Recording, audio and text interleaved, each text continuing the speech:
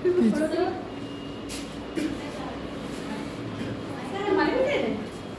Minute है। School वाले बच्चे यार तुरंत स्कूल वाले लोग तो चले ही जाएंगे, ड्यूटी पे है। ये बस है। मैं बस क्या पूछ के गए वो पढ़ना है कि नहीं आगे पूछ रहे थे। वो ये पूछे थे अभी के लिए भी आगे के लिए भी। हाइड्रोक्साइड्स में ऑक्सीजन और हाइड्रोजन मिक्सचर करना। हाइड्रोक्साइड मतलब क्या, मेटल के हाइड्रोक्साइड देख रहे हैं। और हमारा जो बोरॉन फैमिली किस फॉर्म में एक्सिस्ट है, +3। ऑक्सीजन स्टेट कौन सा था, +3। और हाइड्रोक्साइड में कितना होता है, OH-। और मेटल तो क्या +3 है।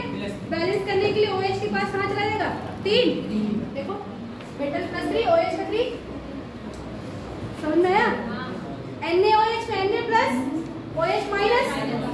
बोरॉन में B+3 है तो OH भी 3 होना चाहिए, तो MOH का थ्राइस। ये पूरा था तो ट्वाइस, फिर ये तो थ्राइस। और यहाँ M फॉर व्हाट, ग्रुप 13 के एलिमेंट। M से क्या, ग्रुप 13 के element. Basic nature of hydroxide increase down the group.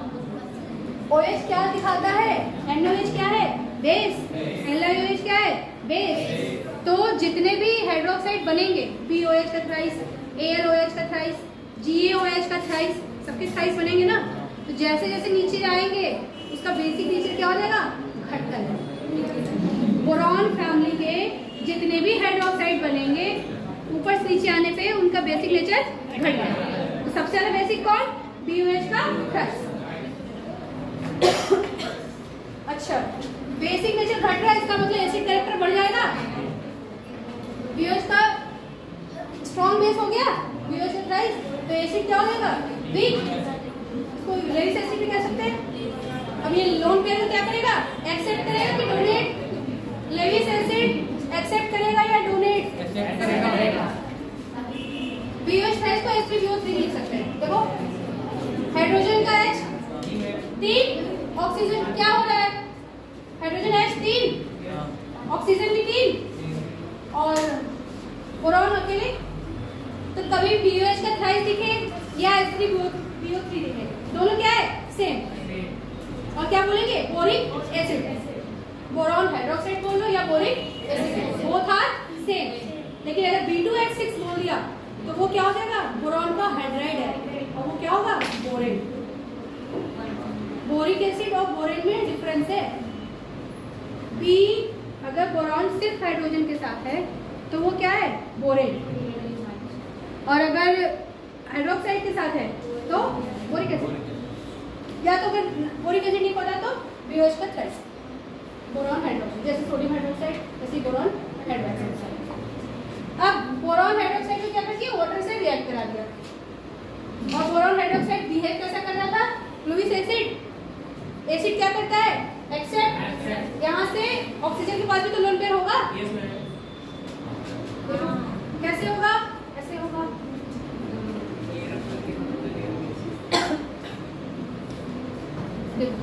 Oxygen valence shell में 6 इलेक्ट्रॉन, एक इलेक्ट्रॉन कौन लेगा, हाइड्रोजन।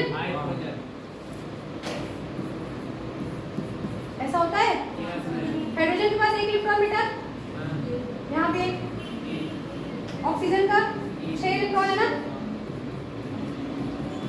1 2 3 4 5 6। इसको ऑक्टेट पूरा करने के लिए 2 इलेक्ट्रॉन चाहिए, तो एक इससे ले लेगा, ये इससे ले लेगा, और ये पूरा ऐसे हो जाएगा। अगर इसको ऐसे बनाएंगे तो कैसे हो जाएगा,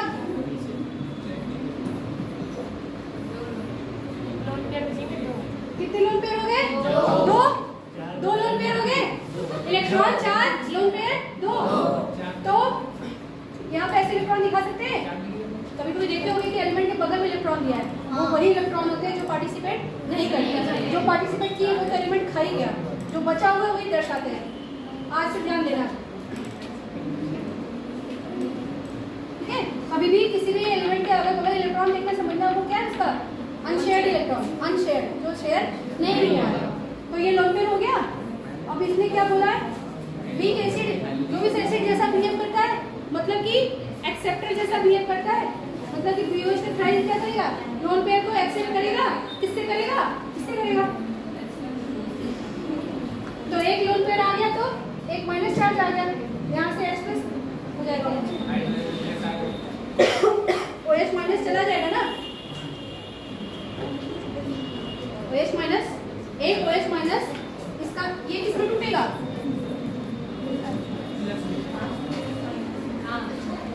H plus OH minus acid जैसा बिहेव कर रहा है तो H माइनस आ जाएगा और H प्लस बच जाएगा। ठीक, सिंस एसिड इज वीक, अच्छा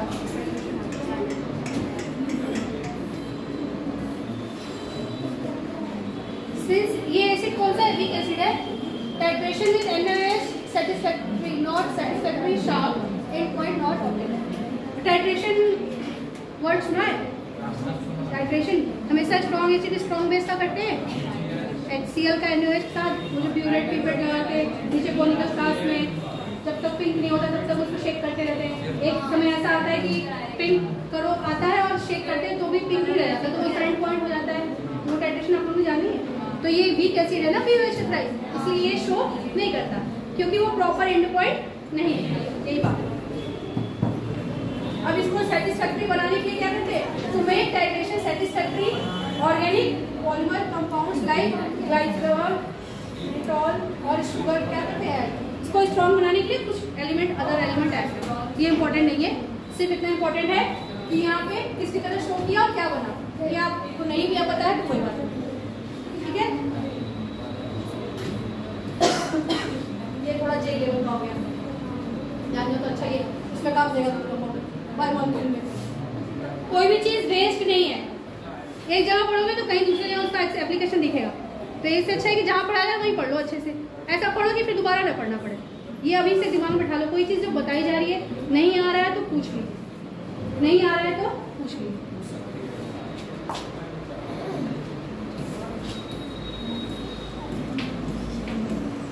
एक बार समरी देखो जरा, क्या पढ़ा आज, क्या पढ़े। बोरॉन की फैमिली 5 एलिमेंट +3 से +1, नीचे आने पे लोअर वाला ज्यादा स्टेबल। एक बार देख लो बोर्ड पे, एक बार मार देना, बस 5 मिनट आओ। कार्बन ग्रुप 14, कार्बन से शुरू, लेड पे खत्म, और यहाँ हाइड्रोजन शुरू, बिस्मथ पे खत्म। 13 का 3, 14 का 4, 15 का 5। मोस्ट स्टेबल ऊपर वाला, नीचे वाले स्टेबल करने के लिए 2 माइनस कर देंगे, ठीक। क्यों, इनर्ट पेयर 30, ठीक। अब स्टेबिलिटी ये देख लीजिए, ऑक्सीडाइजिंग एजेंट मतलब जो खुद रिड्यूस हो जाए दूसरे को ऑक्सीडाइज कर दे, रिड्यूसिंग जो दूसरे को रिड्यूस कर दे। और अगर ये याद नहीं होता है तो जो मैक्सिमम ऑक्सीडेशन स्टेट होती है वो ऑक्सीडाइजिंग एजेंट होता है। किसी भी एलिमेंट का मैक्सिमम ऑक्सीडेशन स्टेट हमेशा ऑक्सीडाइजिंग एजेंट, क्योंकि वो दूसरे को क्या करेगा, रिड्यूस करेगा, ऑक्सीडाइज करेगा और खुद तो क्या होगा, रिड्यूस। जैसे क्रोमियम +6 के फॉर्म में रिड्यूस करता है, अब उससे ज़्यादा लो तो वो जाएगा नहीं, तो वो उसका जो मैक्सिमम है वही उसका क्या है, ऑक्सीडाइजिंग। क्योंकि अब वो खुद तो क्या होगा, +5 +4 रिड्यूस होगा, लेकिन दूसरे को ऑक्सीडाइज करेगा। तो ऑक्सीडाइजिंग पहचानने का तरीका मैक्सिमम ऑक्सीडेशन स्टेट, ठीक। ये बताया था मैंने, इसमें याद नहीं मिला है। Group 13 boron family, group 14 carbon family, group 15 hydrogen. Periodic properties देख लीजिएगा। एनाइलेशन एनर्जी क्या होता है, वैलेंस सेट से इलेक्ट्रॉन को निकालना, जितनी एनर्जी लगानी है वही क्या, एनाइलेशन एनर्जी। इलेक्ट्रोनेगेटिविटी, इलेक्ट्रॉन को अपनी तरफ खींचना। रेडियस मतलब उसका त्रिज्या। डेंसिटी घनत्व। सर वही बाहर खड़े थे, जाने नहीं दिया ना।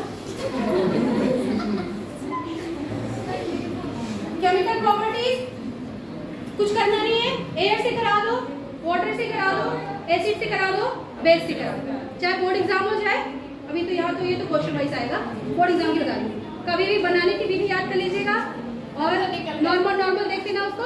नहीं आया एग्जाम में, एक बार एयर से करा देना, वाटर से करा देना, एसिड से, बेस से, 4 हो गया। और फिजिकल प्रॉपर्टी तो थोड़ा बहुत देख लेना, क्या है, लिक्विड है कि सॉलिड स्टेट में क्या है। एलिमेंट को पकड़ना, एयर से कराने के लिए क्या करना है, जिसका रिएक्शन पूछ रहा है उसको पकड़ के ऑक्सीजन से रिएक्शन करा और उसी का क्या बना दो, ऑक्साइड। जिसका रिएक्शन करा उसी क्या बना दे, ऑक्साइड। तो हो जाएगा। नाइट्रोजन सल्फाइड उसका क्या बना दो? नाइट्राइट। इसके ऑक्साइड्स बनाने हैं और उसका क्या देखना है? नेचर। B2O3 क्या है? Acidic nature. लेकिन उसी के जस्ट नीचे Al2O3 क्या है? एम्फोटेरिक। इसे पूरा पानी से देख लिया कि करता नहीं है रिएक्शन जल्दी, लेकिन रेड हॉट कर लेंगे तो कर देगा। एसिड में देख लीजिए कंसंट्रेट वाला नहीं करता, और सॉरी डाइल्यूट, लेकिन कंसंट्रेटेड ले लेंगे तो करेगा। ऐसे ही जब उसको पढ़ना भी ना एक बार डिटेल में पढ़ना, कि जब टेस्ट वेस्ट आए तो समरी की तरफ पढ़ना, मतलब ऐसे जैसे मैं बता रही हूँ एक बार अभी जाना था तो पढ़ना, जैसे जो लिखा हुआ उसको डिटेल में पढ़ना, नहीं आएगा नेक्स्ट क्लास में पूछ लीजिएगा, ठीक है जरूर से। और एक्स्ट्रा में कुछ पूछना कि मैम बुक में ये भी दिया था तो भी पढ़ लीजिएगा। पीरियोडिक प्रॉपर्टीज जो मैंने बताई है वो पढ़ के आइएगा, पीरियोडिक टेबल वाला चैप्टर, ठीक है। बहुत नया नया चीज देखने को मिलेगा इसमें। नया मतलब क्या, जो कभी सुना नहीं है, बेसिक सीखा नहीं है। कितने लोग 12th में हैं अभी? कितने लोग 12th में हैं? 3 तो वो चले गए, तुम भी हो, और आप लोग 11th में हो, तो हाथ उठा लो। 12th में कितने लोग हैं? सब पास आउट है? तब क्यों परेशान हो इतना बोर्ड एग्जाम के लिए? सब बीएससी वाले हैं सब। और बीएससी हिंदी में कर रहे हो क्या? मैं नहीं कर रहा हूँ। इंग्लिश में है ना? हिंदी में कर रहे हो क्या? मतलब नेक्स्ट टाइम इसमें हमें समझ में आता है, हिंदी में इतना नहीं आता, इंग्लिश में ज्यादा आता है ना? केमिस्ट्री में हिंदी इंग्लिश में कॉन्सेप्ट किसी है। साल से तुम लोग खुद ही आगे चल के सोचोगे कि बस जो एक आध वर्ड होते हैं ना डिफिकल्ट, वही नहीं आता है समझ में, बाकी सब कुछ ऑक्सीडेशन रिडक्शन ये सब तो अभी कंफ्यूज होते हैं, बट इंग्लिश में नहीं होते। इंग्लिश में हिंदी में तो हाइड्रोजन पता नहीं कैसे घुमा के मैं नहीं समझ में आता। अभी आज मैं पढ़ रही थी हिंदी में, पूरा भूल गई। मैं कहता